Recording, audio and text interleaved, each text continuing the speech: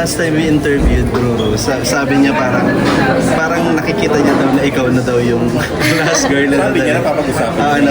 kayo ba personally napapag-usapan niya nasa photo? Opo. Etong ganito.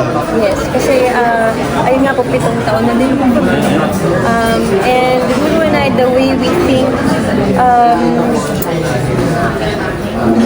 we love each other how we love each other. Hindi po yun para sa ipaliwanag po namin o patunayan namin sa mga tao kung ano yung pagmamahal na meron kami para sa isa't isa.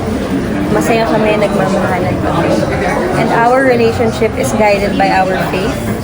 At yun po, masaya. Yun po ang nagdadala sa Natatakot ka ba sa 7 years relationship na parang after 7-year itch. 7 year itch. Lagi nga po yan na nababanggit sa amin kasi nga po 7 years na kami. Pero sa totoo lang, kami po ni Ruru, I think it's how you set your mind kayong dalawa, kung paano po namin tignan at alagaan yung relasyon. I think it will happen if you think it will happen, if you manifest it. Pero parang kami naman po ni Ruru, we are both well aware na kahit naman po hindi pa kami 7 years, ang dami na rin po namin pinagdaanan. And even after 7 years, we don't know, meron at merong mangyayari.